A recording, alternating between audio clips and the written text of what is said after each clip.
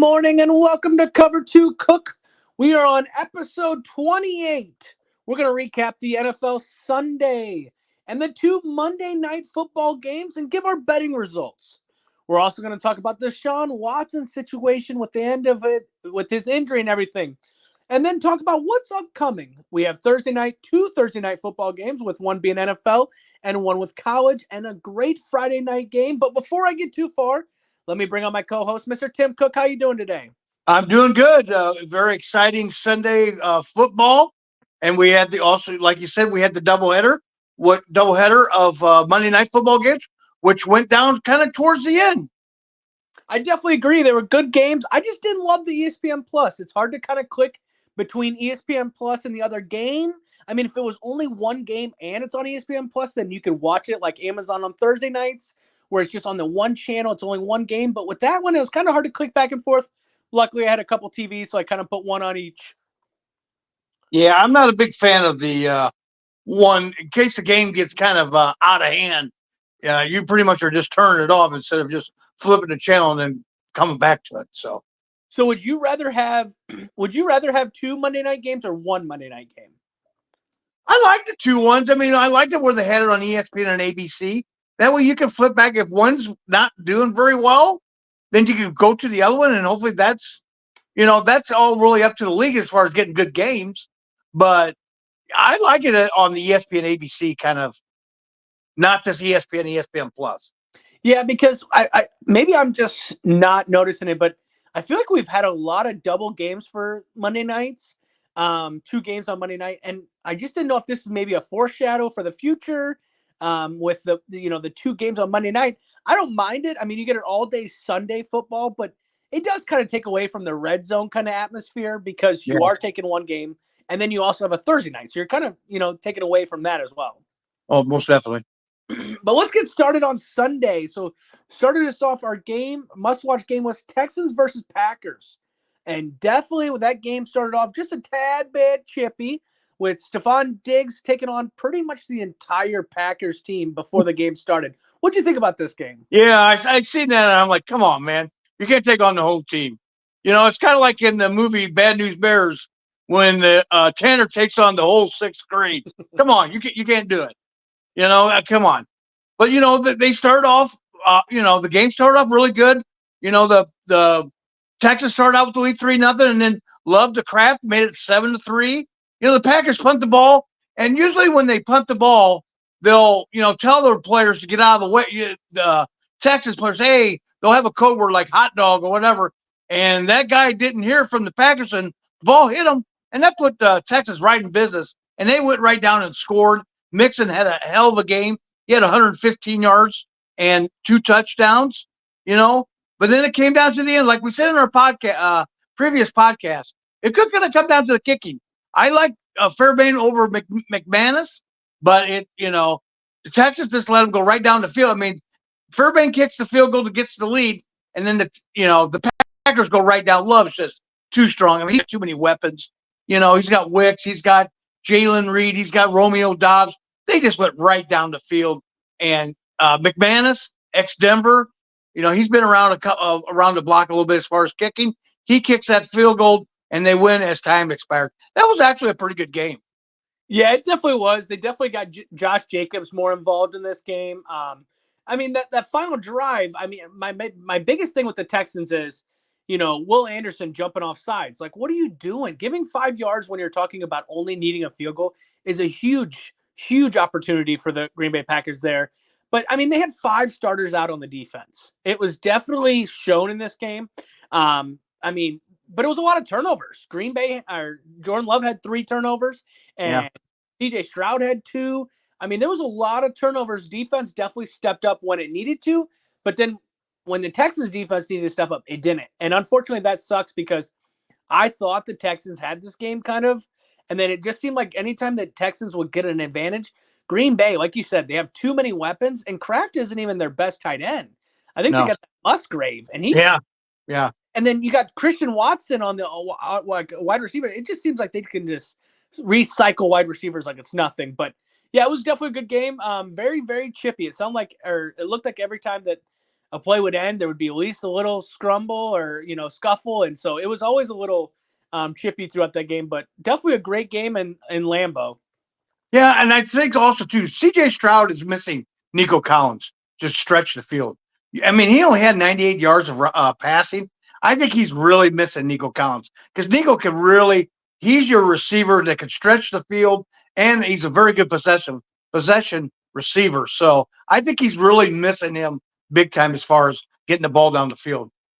Yeah, and that's actually kind of surprising because they didn't have much of a running game last year, and they were able to throw the ball everywhere, right? And this year Yeah. they have Joe Mixon, who had a great game with 115 yards and 2 touchdowns, but then he can't get the ball, deep. That is very surprising. I think Tank Dell. I mean, he had a great season last year, and didn't he get hurt at the end of the year? Yeah, I think he had a leg issue. Yeah, so I'm wondering if that's still kind of holding him back. But I mean, Stephon Diggs is a guy that's going to get you your 10 to 15 yards.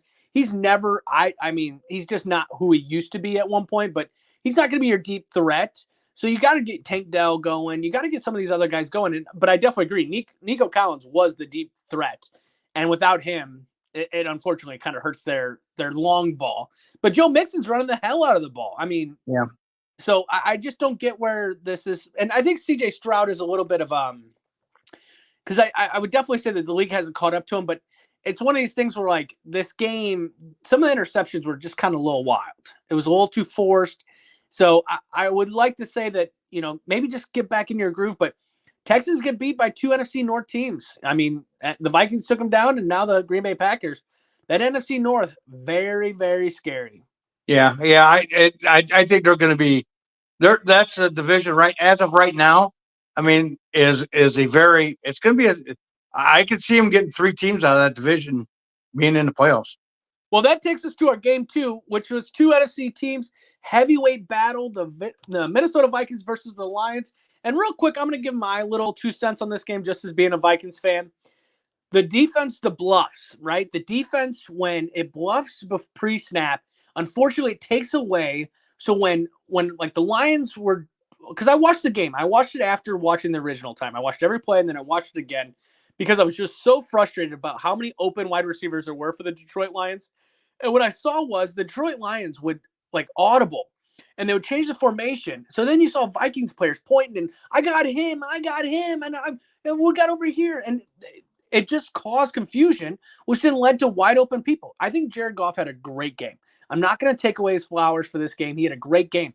But it's pretty easy to have a great game when you got wide open people. I think the Vikings played too much. It was too purdy, right? It was just play defense. I mean, and yes, they scored a touchdown and it's great and all, but you just can't have open wide receivers against a team like this. The Detroit Lions are playing the best football right now in the NFL. And you're going to allow open wide receivers with their kind of weapons? Just very frustrating. But what do you think about this game? Yeah, I definitely agree. I mean, the Lions tried to get cute, tried to get tricky right off the bat. They went 3 and out. And at the beginning, the Vikings defense looked really good. They were getting pressure on Goff. I mean, they were just coming at him. So then, the Lions, the Dan Campbell coach Lions, he decides to go for a fake punt, and it ends up backfiring. So they don't get the punt off. So now the Vikings are in great field position. I thought that was, and they get the ball first possession, give it to Aaron Jones, and he runs in for 34 yards for a touchdown. I'm thinking, whoa, this could be a blowout early, But the Vikings, they settle, the Lions settle down, and Goff to St. Brown. Next thing you know, it was 10-0. Next thing you know, it's 14-10. It's just the defense was getting, like you said, the defense has got exposed big time. I think they're going to have to go back to what made them a good defense, And also, too, I don't think the Vikings can play from behind. Darnold is a system quarterback. He needs to be out ahead so that he can do his thing and just get the ball downfield to Jefferson and Addison. But if he has to play from behind and hurry up, I just don't know if he's the guy, So, I mean, and then, they got the ball, and, it was 28-23, and then they force a fumble. Vikings defense, yeah, right back in it. They pick it up and score a touchdown. It almost seemed like with 5 minutes ago, I feel this is like a Mahomes kind of deal. You give him way too much time for Goff, just the way he was playing that game. I don't want to say that golf is like Mahomes because he's nowhere in the stratosphere, but it just seemed like the way this game was rolling, it gave him way too much time because then he got the ball right back, goes right down the field, and that Bates for the Lions, which was kicking for the USFL, I think, or one of them other leagues in the fall or in the spring, and he kicks the game-winning field goal as time expired. I thought it was just like, but it just seemed like that last year. I think Dan Campbell learned from his mistakes in the NFC Championship by trying to be too cute, trying to you know, get the trick play. And I think he just went right back to the basics of just getting the ball down the field. Don't try to score a touchdown. You don't need a touchdown to win. You just need a field goal to win. And I think he just went back to what a normal coach would do in that kind of scenario. Just give him what the defense is giving you. Get the ball down the field and bank on your kicker, and Bates hit it right down through downtown. So Yeah, and and they ended up getting the win. I don't think he had to be cute. I mean, I don't think the Vikings defense played good enough defense on that final drive to make it cute. I mean, Right. Jahmyr Gibbs gets that catch and goes down the sideline. And I was like, what is going on? I mean, Right. it really sucked that David Montgomery got hurt because I think if they would have kept with their, the double backs, I think the Vikings would have had a better situation going against David Montgomery. Obviously, he fumbles and we score a touchdown off it. But Jahmyr Gibbs comes out and just has a hell of a game. I mean, the Jahmyr Gibbs we've seen for the past couple, the past years, and so like he's quick, he's agile, he's elusive, and the Vikings defense. Now, I don't agree with you with the Vikings can't play from behind. I do think they have the weapons to. I think there's another thing that's being forgotten. TJ Hawkinson, which is their third, maybe possibly second best receiver. I know he plays tight end, but catching back or catching person is not playing right now. And he was supposed to play in this game, but because they play Thursday night, they didn't want to rush him. And I totally get that. And so that's a huge difference. But what I mean for the defense is the bluffing, you can do that, but it doesn't have to be every third down. Because that's what killed them. Is they were almost damn near perfect on third down. That's hard. That's hard to beat a team when I read a stat, it was like 8 for 11 or 9. It was crazy. You can't have that. No. You got to make the stop. So, I mean, that final drive, I definitely agree. But I think that what killed the Vikings was they get the ball at their own 6-yard line. They throw a deep pass to Jordan Addison.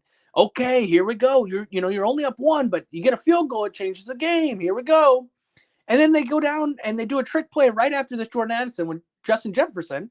And you can't do a trick play, and he gets only 2 yards of rushing. It killed it. It killed the vibe. It just killed the whole drive. They end up, I believe they ended up punting after a penalty. Yeah. And then it was over. That's the stuff that just annoys me with the Vikings is like, just play your game. Yeah. Stop trying to play to what got you 5-0. Play that. Play good defense, and Darnold don't make too many mistakes. And it just seemed like, and I think Darnold had a good game. It's just that it just seemed like they went away from what got them to 5-0 as far as their defense, not their offense. I totally agree. And Justin Jefferson's a superstar. So don't get the ball up to him. I mean, that interception that Branch has, what a hell of a play. I mean, that defense for Detroit's playing pretty freaking well too. Yeah. So and without their star DN Hutchinson. Yeah, but you could tell that they were missing him because there was too many times where Sam Darnold had too much time back there. And they were like, oh my, I get pressure. So, and then they missed that 2-point conversion. That hurt too. I mean, not to say that would have, I mean, if they make that 2-point conversion, he's just kicking a field goal to tie the game to go to overtime. Or, you know what? Campbell might have rethought about it too and went for the win. Because if they go to overtime, I think Minnesota wins. Well, and I'll be honest with you. I think they could have scored a touchdown on that drive. I think they could. Right. So I don't know if it really matters, but I mean, Sam Darnold threw that ball at the goal line, and the guy was 2 yards deep in the end zone. Like it wasn't even close. And why? That's true. And if you got to get a play, if you're the Minnesota Vikings and you got to get a play, you're gonna go to Jordan Addison. Jordan Addison. That's who you're gonna play a 1-on-1 catch with. Come on. Yeah. That was dumb. Justin Jefferson's the only person, and I'd smack anyone that says anyone else. But that takes us to our final must-watch game, the Chiefs versus the 49ers. Mahomes has 2 interceptions, but the Chiefs were able to overcome against the injury-riddled 49ers. What do you think about this game? Yeah, I thought this would be a little bit closer game than what it was. It didn't seem. I mean, they got it to 14-12, but it just didn't seem. I just seemed like Kansas City for a 6-0 team. They just seem like they just play. They play as a team, and they just. I know Andy Reid's 18-4 after a bye, and you can just tell they are just. I think Purdy didn't have a good day. He didn't have Ayuk goes out with a torn ACL, MCL. Deebo Samuel. Now we find out that he had pneumonia, so he could be week to week as well. Because I guess he had a hard time breathing on the sideline. He ended up going to the hospital, and they come to find out he has pneumonia. So I mean, that's anybody that has bronchial kind of deal that could take a while to get over that. But it just seemed like Purdy got exposed. The Chiefs. They just it was a low scoring game. Kareem Hunt added another awesome game. He made it 14-3. Like I said, with the Ayuk going down, Purdy gets it to 14-10. But then the Mahomes is Mahomes. He made that play going 40 yards, going down the sideline. It was like, yep, that's Patrick. He does enough to get his team to a win. It just seems like Kansas City has got their number. Has got the 49ers number. I mean, they just pretty much shut down Purdy in that. But I thought the best play was when he trucks that Mustafa, the strong safety. He just trucks him in the end zone. It's like, now that's Patrick Mahomes there. Yeah. So. And the craziest part is that Mustafa, he had a hard hit earlier in the game. Yeah. Against Worthy, I think. Yeah. It was either Worthy or Hardman. I remember it was light guys. And then they were like, oh, then Patrick Mahomes does that. Now, don't get me wrong. Patrick Mahomes is a little thicker dude.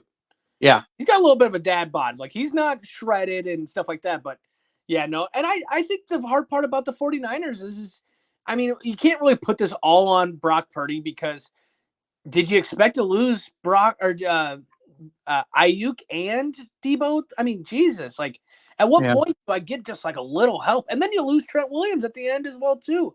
And not due to injuries because he made a guy look like a bobblehead. I mean, it's just one of these things where like Brock Purdy, like everyone's gonna go to them and say, "Well, I told you he's not a good quarterback. I told you." It's like it's a system. It's Shanahan's system. Yeah, I don't agree with that. I think he's still a good quarterback. I mean, it's hard to say yes when he doesn't have his weapons, he's not a good quarterback. Name a quarterback that is good without his weapons. Yeah, that's exactly. Literally, you take Travis Kelce away from them, and you saw last week or 2 weeks ago with Patrick Mahomes. He loses Rashid. Who does it? They go out and get Juju. And Juju has a huge game because guess what? That's what he's used to. Travis Kelce in this game. I mean, those guys have like this. They can just talk without talking, and it's crazy. I mean, just how long they've played. But that's a hell of a weapon to have. And now we're that possibly George Kittle's got a foot injury. I mean, it's just there was literally an Instagram post today, and it was just like 10 slides of all the injuries that 49ers have. You're not going this year. You're not doing the Super Bowl. You might win your division. I mean, Seattle might win it. Who else is up there? Arizona, they're not very good. I mean, it proved last night. I mean, they had to win 15-14, so they're not that good. Yeah, but I mean, who else? I mean, that the Rams. They might make it because the Rams aren't good. I mean, Seahawks started good and then they lost 3 in a row. Get back on this week, but like, it's just so hard to be like, oh, Brock Purdy. I mean, he's got like 11 guys hurt right now. Yeah. I mean, and then he hasn't even had a stud running back all year. Yeah, McCaffrey's been gone almost the whole year. Yeah, this was tough. I mean, now it's 7-3 for the following week or the following season, the Super Bowl rematch. I definitely agree. I mean, the Chiefs just have the 49ers number. It always doesn't seem like it's like a fair game. Like something is in the favor of the Chiefs. And I'm not saying the NFL's rigged. I'm not going all that down. I'm just saying that like it always just feels like something comes up where it's like the Chiefs have the upper hand. And I'll tell you right now, everyone's like, well, the Chiefs aren't that good. They're winning, but they're not that good. This is how championship team win. They win when they need to. And it doesn't have to be pretty every week. It's just got to be a win. And that's what they're doing. I mean, it's just hard to hate on the Chiefs. Like, God dang, man. Yeah. Like, just like the Patriots 10, 20 years ago, that run that they did, when they were in it, you get tired of watching the same team win week after week after week after week, year after year. They're always there. And I think most fans feel like, hey, come on, let somebody else get in there too, you know? Yep, no, totally agree. Well, speaking of the Patriots, we're going to go through the rest of the NFL and talk about what other scores were. So the Patriots, the 1-6, nope, not Tom Brady anymore. The 1-6 Patriots versus the Jaguars. Jaguars win 32-16 in London. Hey, Seahawks just one thing on that game, Anthony. The Jaguars ran the ball 17 times straight. Yeah. They pretty much said, hey, Patriots, see if you can stop the run. Oh, wait, you can't. We're going to keep running down your throat. I like teams like that. Make us make us, you have to stop us. Yeah. So until you can stop us, I'm going to keep doing the same thing over and over and over. And most coaches do not do that for one of two things: ego. They think that they're oh, I can outsmart you. Or two, analytics starts jumping in there. So that stat there, I was really like, oh my God, you just don't never see that 17 times in a row, and they could stop it. Yeah, it was at the end of the game. I mean, it was just trying Yeah, to it was at one point it was 17 runs in a row. yeah, That's just you just don't see that. They killed the clock at the end with that 7. I mean, like literally, it just Yeah. felt like halftime happened, and then it was like the game was over. Yeah. Damn. I mean, but yeah. So then you have the Seahawks as well. They bounced back after losing 3 in a row. They win one against the Falcons, 34-14. You had Amari Cooper joining the Bills, winning 34-10 against the Titans. The Bengals get a win over the Browns after Deshaun Watson was carted off, 21-14. You had the Colts win one 16-10 against the Dolphins. You had the Eagles, Saquon back in New York, puts on a big game for a 28-3 win. Rams beat the Raiders 20-15. Commanders without Jaden Daniels wins 40-7. Steelers Sunday night didn't come back. They just won this game 37-15 with Russell Wilson getting his first start. Ravens win on Monday night 41-31 against the Buccaneers, and Cardinals win 17-15 against the Chargers. With all those games, what stood out for you this weekend? I think the first noon game we seen on the red zone. I was watching the red zone at this time, and the Bengals kick returner kicks one for they kick the ball off and he runs it back for a touchdown. It was just like, wow. Right off the bat, the first game, the noon game, the first play, and we get a touchdown right off the bat. It just seemed like that was the start of a really good, Saturday, and then in that same game, you had Deshaun Watson going down. That was when Aaron Rodgers got hurt last year, he just knew that there was something going on. So then on Deshaun on that one, and it was a non-football injury. I mean, he was just getting out of the pocket and running upfield, and you could just tell when he went down, he was down, and then you got the fans cheering. Come on, man. I mean, we all know what his is outside of off the football field, what all that's going on, and we know that he's not played very well this year. But you never want to see a football player get hurt on the field ever, and it's just that was sad. And I seen on where there's some chants saying you deserve it. Just it's like, come on, man. Nobody deserves to be hurt on a football field. So first off, you just talked about the kick return. I remember this old guy on this podcast talking about he hates how the NFL's got these kickoffs. And oh man, I hate that. You still hate that, old man? Yeah. I'll tell you, these kickoffs make it a little interesting. Yeah. I mean, last year for the Super Bowl, it was literally out of the end zone every single time. That was a hell of a start to. I mean, I do too. And the way he toe tapped the last 10 yards, he toe tapped. I mean, it was just like he was like the guy said. It looked like he was doing a triple jump in the track and field because he did a hop and a jump and then he made it in the end zone. It was just like, oh my God, that was just so awesome. But they hadn't even gone to Octobox yet. No. And he takes it touchdown. We're like, okay, here we go. Because it was kind of a snoo fest for the Jaguars versus Patriots. So, and then we get into it, and I was like, oh yeah. Now I do want to talk about the Deshaun Watson thing as well. I definitely agree. The fans, because here's the thing. Whatever's happened off the field, I mean, you can have your own opinions about him. I have my opinions, which are, usually with a lot of people with this whole situation, 20 allegations that have been resolved and 20 more allegations, all that stuff. I get all that. But if he was playing good football, those fans would cheer. Yep. Because when a player's playing good, they cheer.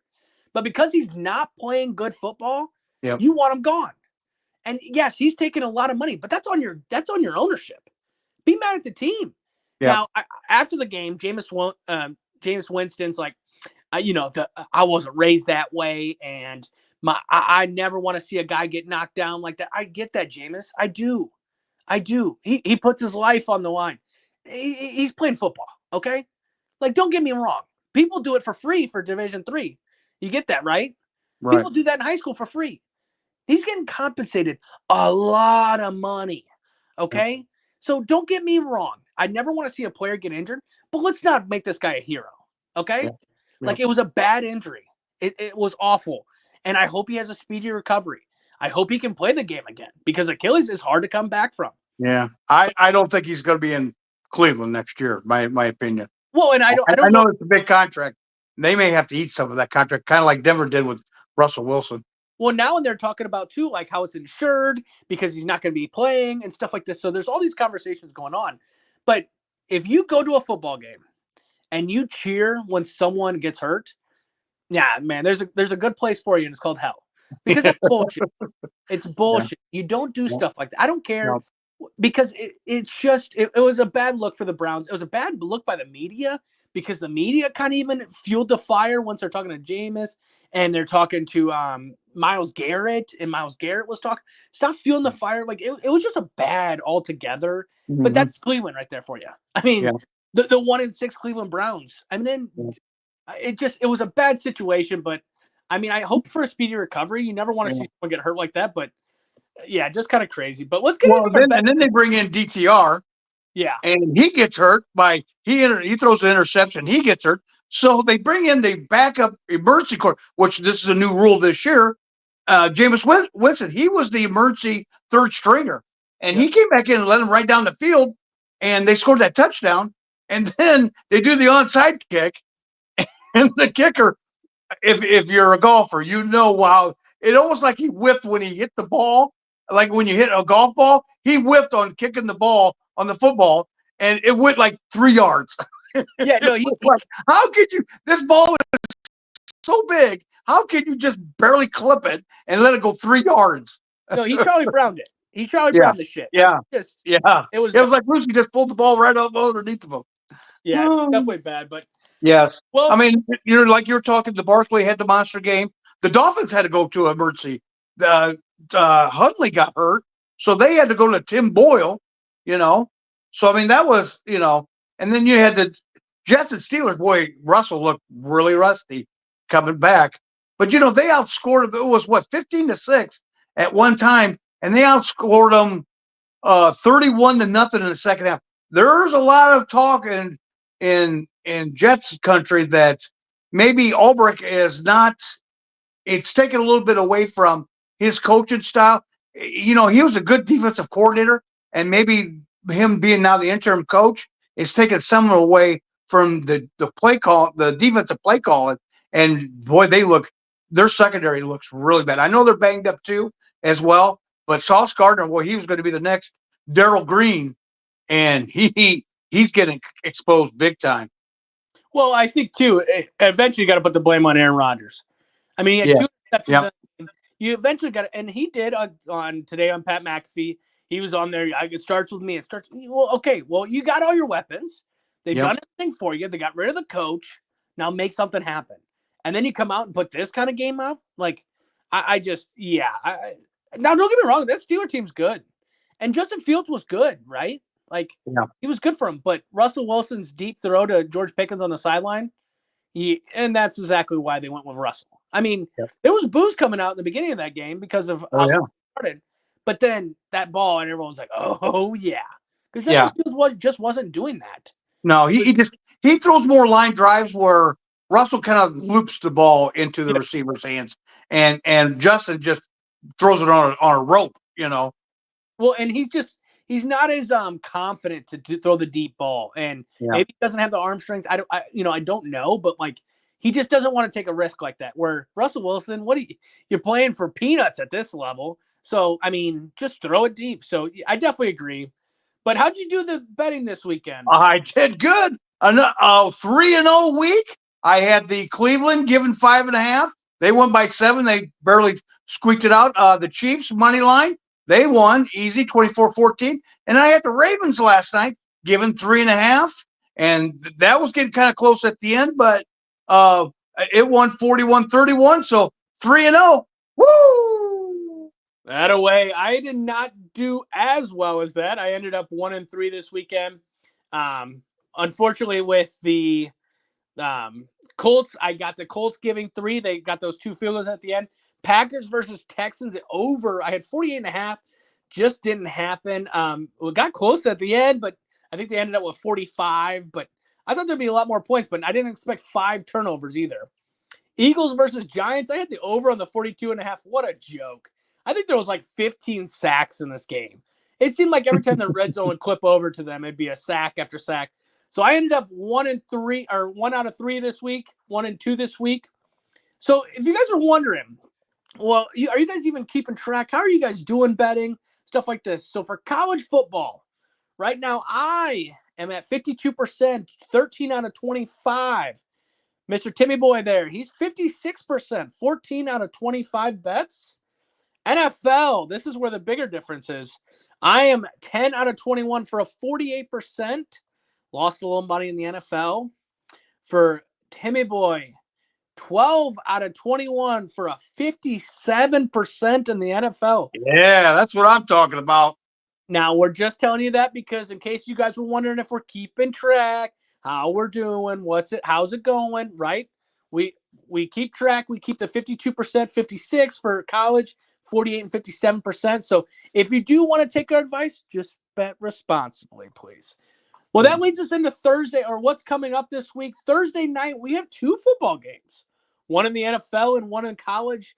Vikings versus Rams on Thursday night, which we'll see if the Vikings can bounce back against the Rams. And then we also have Syracuse versus Pitt, which is an ACC showdown. One of these teams is ranked. I believe Pitt's ranked. So there should be 2 good games on Thursday night right here. Yeah, you're going to have Hockenson possibly back for Minnesota. Puka, they're talking. Well, Puka's in a 21-day window, so he could be back in the next 3 weeks. But Cooper Kupp is probably going to make his return from injury this Thursday night. So you got 2 players from each side that is coming back from injury. So that should be. I think it's going to be a decent game. That offense is going to be a lot different. The Rams offense is going to be a lot different with Kupp in there. And, so we'll be Minnesota with Hockenson. So I think this is going to be a relatively decent game. Yeah, for once on Amazon. Well, and I'm excited to see what the Vikings do with Cam Akers as well. They saw him returning kicks. I think he's a subtle, like a little bit more of an elusive back instead of Aaron Jones, who's just running the ball. So I definitely excited to see that. He did play for the Rams back in the day as well, so maybe he gets a little bit more touches. Cooper Kupp, if he was in the same situation as TJ Hockenson, where they didn't want to play him on Sunday because they knew they had this quick game on Thursday. So it'll be a great game. And then I like the college football. I mean, Syracuse versus Pitt as well. I think this is, the second TV, just throw the other game on there just to watch it. Maybe it's a close game. I mean, but for Thursday night, getting 2 games, I'll take it on all day. Yeah. And then Friday night, Boise State plays UNLV. Now, if you remember, UNLV was ranked. They had all this controversy in this year. They did take a loss. So now they're not ranked anymore. But Boise State on the national stage with that Genty. It's so hard to say his last name. It's not, but everyone messed it up. Genty. So I think this is where, right, if he has a big game, watch him just climb up that Heisman pole right there. So yeah, I definitely agree. Yeah. I still think it's Cam Ward's my opinion, still Cam Ward's to lose. I think he just got more competition. But Genty's going to be on the stage. A primetime game on a Friday night. Let's see what you got, big boy. Yeah, so it'll be fun. We'll get to do that. And then we'll be back on Saturday for college football, our must-watch and our bets. Now, if you do like what we do, we want to thank you. If you do like what we do, please like, subscribe, comment, share it if you can. But we want to thank all the fans. We're on episode 28. We're getting close to 30. We're almost halfway done with the football season in college and the NFL. We want to thank everyone that's listened, that's commented, that's given us advice, anything like that. So we truly want to thank you all for that. But we will be back on Saturday. You guys have a great week, and we'll talk to you Saturday.